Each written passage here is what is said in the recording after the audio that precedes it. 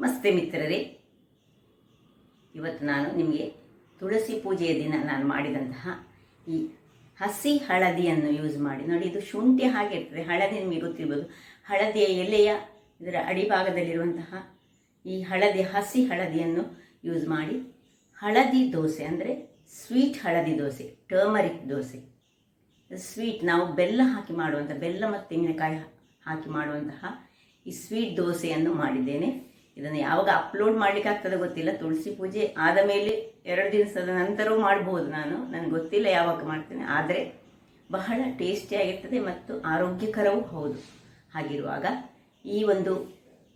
ಈ ದೋಸೆಗೆ ನಾನು ಹೊದ್ದುಲು ಹೇಳಿದರೆ ನಿಮ್ಗೆ ಗೊತ್ತಿರ್ಬೋದು, ನಾವು ತುಳುವಲ್ಲಿ ಅದನ್ನು ಪೊರಿ ಅಂತ ಕರಿತೇವೆ. ಅದನ್ನು ಹಾಕಿ ಮಾಡಿದಂತಹ ಈ ಒಂದು ರುಚಿಕರವಾದ ಮತ್ತು ಆರೋಗ್ಯಭರಿತವಾದ ಈ ದೋಸೆಯನ್ನು ಹೇಗೆ ಮಾಡುವುದನ್ನು ನೋಡುವ ಮೊದಲು, ಯಾರೆಲ್ಲ ನನ್ನ ಚಾನಲನ್ನು ನೋಡ್ತಿದ್ದೀರಿ, ಯಾರೆಲ್ಲ ಇನ್ನೂ ಸಬ್ಸ್ಕ್ರೈಬ್ ಮಾಡಿಲ್ಲ, ದಯವಿಟ್ಟು ಸಬ್ಸ್ಕ್ರೈಬ್ ಮಾಡಿ ಮತ್ತು ಪೂರ್ತಿ ವಿಡಿಯೋ ನೋಡಿ ಅಂತ ಹೇಳುತ್ತಾ ಬನ್ನಿ ಅಡಿಗೆ ಮನೆಗೆ ಹೋಗೋಣ. ವೀಕ್ಷಕರೇ ನಮಸ್ತೆ. ಇವತ್ತು ತುಳಸಿ ಪೂಜೆಯ ಸ್ಪೆಷಲ್ ಆದ ಒಂದು ಸಿಹಿ ದೋಸೆ ನೋಡಿ. ಇದು ಅಕ್ಕಿ, ನಾನು ಒಂದು 200 ಗ್ರಾಮ್ಸ್ನಷ್ಟು ಅಕ್ಕಿ, ಅಂದರೆ ಒಂದು ಲೋಟದಲ್ಲಿ 1 ಲೋಟ ಅಕ್ಕಿ, ಮತ್ತು ಒಂದು ದೊಡ್ಡ ಚಮಚ ಮೆಂತೆ, ಮತ್ತು 1 ತುಂಡು ಹಳದಿ. ಅಂದರೆ ಇದು ನಂದು ಹಸಿ ಹಳದಿಯನ್ನು ನಾನು ಹಾಕಿಟ್ಟದ್ದು. ನಿಮ್ಮ ಹತ್ರ ಹಳದಿ ಇಂಥದ್ದು ಹಸಿ ಹಳದಿ ಅಥವಾ ಹಳದಿಯ ಕೊಂಬು ಇರದಿದ್ದರೆ ನೀವು ಹಳದಿ ಪುಡಿಯನ್ನು ಮತ್ತೆ ಹಿಟ್ಟಿಗೆ ಹಾಕ್ಕೊಳ್ಬೋದು. ಸ್ವಲ್ಪ ಹಾಕಿದರೆ ಆಯ್ತು ನೋಡಿ. ಸಣ್ಣ ಒಂದು ತುಂಡನ್ನು ನಾನು ಸಿಪ್ಪೆ ತೆಗೆದು ಇದನ್ನು ಮುಳುಗಿಸಿಟ್ಟಿದ್ದೇನೆ. ಇದನ್ನು ಸಾಧಾರಣ 4 ಗಂಟೆಗಳ ಕಾಲ ಈ ಮೆಂತೆಯೊಟ್ಟಿಗೆ, 1 ಚಮಚ ಮೆಂತೆಯೊಟ್ಟಿಗೆ ಅಕ್ಕಿಯನ್ನು ನೆನೆಸಿಟ್ಟಿದ್ದೇನೆ.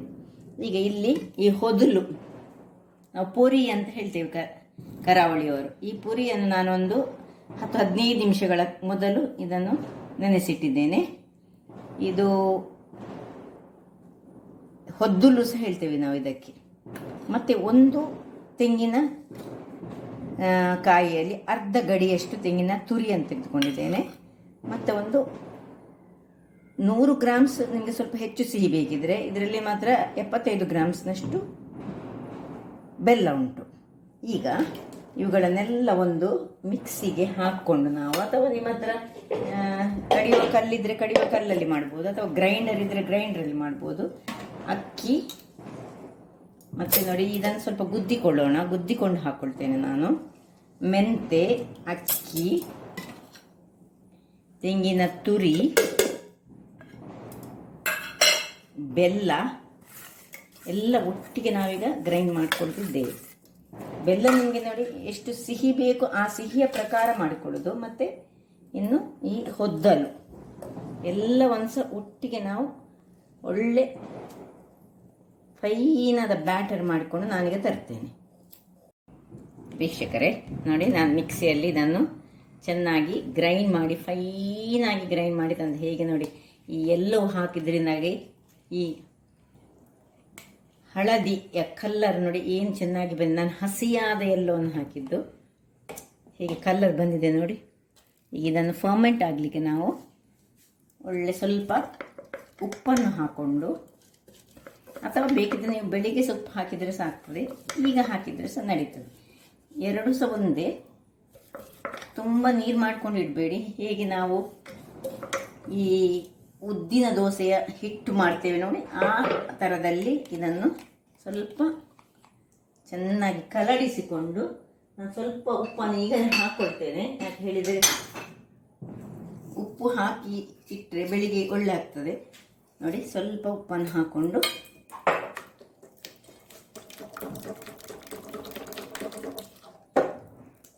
ಇದೀಗ ಬೆಳಿಗ್ಗೆ ಆಗೋಗಿದ್ದು ಒಳ್ಳೆ ದಪ್ಪಕ್ಕೆ ಬರ್ತದೆ.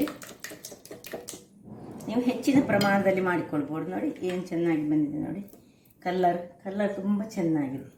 ಈಗ ಇದನ್ನು ಹೀಗೆ ಮುಚ್ಚಿ ಒಂದು ಬಟ್ಟೆಯನ್ನು ಸುತ್ತಿ, ವೀಕ್ಷಕರೇ ನೋಡಿ, ಇದನ್ನು ಹೀಗೆ ಗಟ್ಟಿಯಾಗಿ ಕಟ್ಟಿಟ್ಟು, ಈಗ ಸ್ವಲ್ಪ ಚಳಿ ಬಿದ್ದಿದೆ ಅಲ್ಲ, ಅದರಿಂದಾಗಿ ನಾಳೆ ತುಳಸಿ ಪೂಜೆ ದಿನ ಕರೆಕ್ಟ್ ಆಗ್ತದೆ. ಒಂದು ಸ್ವಲ್ಪ ಹೀಗೆ ಇಟ್ಟುಕೊಂಡು ನಾಳೆ ಬೆಳಿಗ್ಗೆ ನೋಡೋಣ.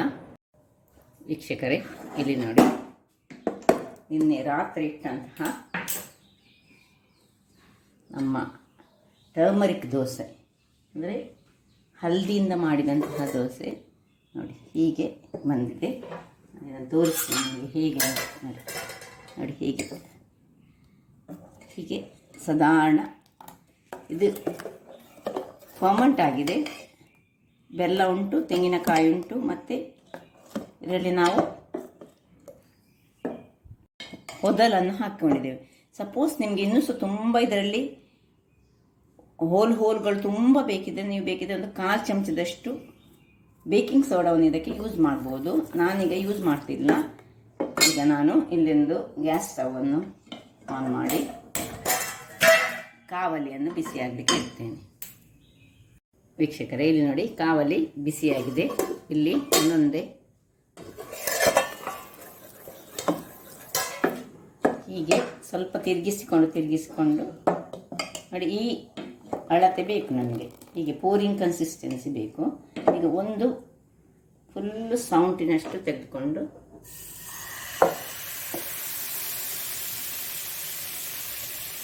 ಇದನ್ನು ಅಲ್ಲಡಿಸೋದು ಬೇಡ, ಹಾಗೆ ಅದಷ್ಟಕ್ಕೆ ನೋಡಿ, ಅದಷ್ಟಕ್ಕೆ ಅದು ಹೋಲ್ ಬರ್ತದೆ ನೋಡಿ. ಬೇಕಿಂಗ್ ಸೋಡಾ ಹಾಕಬೇಕಂತೇಳಿ ಇಲ್ಲವೇ, ಯಾಕೆಂದರೆ ಹೊದ್ದಲು ಹಾಕಿದ್ದೇವೆ ನಾವು. ನಿಮಗೆ ಇನ್ನೂ ಸಹ ಒಳ್ಳೆ ಫ್ಲಫಿಯಾಗಿಯೇ ಬರ್ತದೆ ಇದು ಹೊದ್ದಲಿನಿಂದ. ಈಗ ನಾವು ಸ್ವಲ್ಪ ಇದನ್ನು ಹಾಕೊಳ್ಳೋಣ.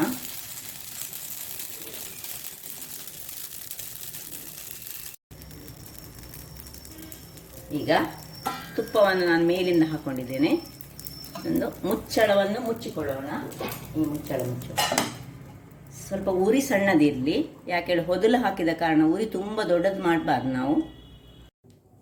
ವೀಕ್ಷಕರೇ, ಒಂದು 2 ನಿಮಿಷ ಸಣ್ಣ ಉರಿಯಲ್ಲಿ ನಾನು ಇಟ್ಟುಕೊಂಡಿದ್ದೇನೆ. ನೋಡಿ ಹೇಗೆ ಬಂತು ನೋಡಿ ಮೇಲಿಂದ. ನಮ್ಮ ಹಳದಿ ದೋಸೆ ಅಂದರೆ ಟರ್ಮರಿಕ್ ದೋಸೆ ರೆಡಿ ಆಯಿತು. ಸ್ವೀಟ್ ಟರ್ಮರಿಕ್ ದೋಸೆ ರೆಡಿ ಆಯಿತು. ಇದನ್ನು ನಾವು ಮಗಚಿ ಹಾಕುವ ಅಗತ್ಯ ಇಲ್ಲ. ನೋಡಿ ಹೀಗೆ ಇದನ್ನು ಹೀಗೆ ತೆಗೆದುಕೊಳ್ಳೋದು. ಹಾಗೆ ಸೇಮ್ ಸುರಿಗೆ ನಾವು ಎಣ್ಣೆ ಹಾಕ್ಕೊಳ್ಳಿಕ್ಕಿಲ್ಲ.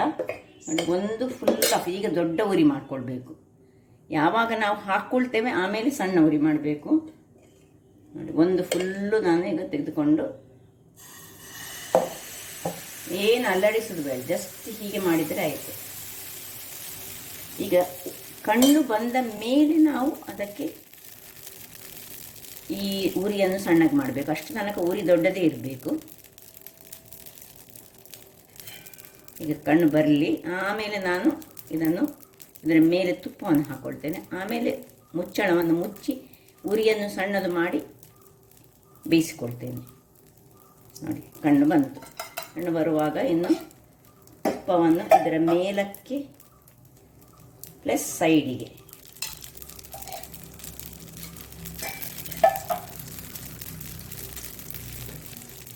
ಹಾಕುವ ಮೊದಲು ಎಣ್ಣೆ ಹಾಕ್ಕೊಳ್ಬೇಡಿ, ಯಾಕೆಂದರೆ ಅದು ಸ್ಪ್ರೆಡ್ ಆಗೋದಿಲ್ಲ. ಇಷ್ಟಾಗುವಾಗ ಇನ್ನು ನೋಡಿ, ಮುಚ್ಚಳವನ್ನು ಮುಚ್ಚಿಕೊಂಡು ಸಣ್ಣ ಉರಿ ಮಾಡಿಕೊಂಡು 2 ನಿಮಿಷಗಳ ಕಾಲ ಬೇಯಿಸುವುದು.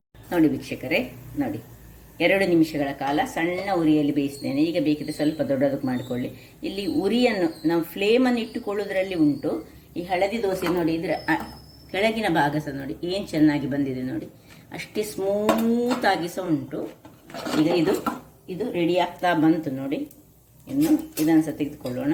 ನೀವು ಜಸ್ಟ್ ಹೀಗೆ ಮುಟ್ಟಿದ್ರೆ ಸಾಕು, ಇದು ಅಂಟಿಕೊಳ್ಳದಿದ್ದರೆ ಇದು ಬೆಂದಿದೆ ಅಂತೇಳಿ ಅರ್ಥ. ನೋಡಿ, ನಿಮಗೆ ಗೊತ್ತಾಗ್ತದೆ, ತುಪ್ಪ ಉಂಟು ಮೇಲಿನಿಂದ. ಆಯಿತು, ಇದನ್ನು ಸಹ ರೆಡಿ ಮಾಡಿಕೊಂಡೆ ನೋಡಿ.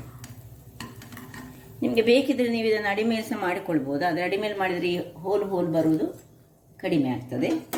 ಹಾಗಾದರೆ ಇನ್ನೊಂದು ಹಾಕ್ತೇನೆ ನಾನು. ಅದರ ಮೊದಲು ನಿಮಗೆ ತೋರಿಸಿಕೊಡ್ತೇನೆ. ನೋಡಿ ಹೇಗೆ ಬಂದಿದೆ ನೋಡಿ, ಏನು ಚೆನ್ನಾಗಿ ಬಂದಿದೆ.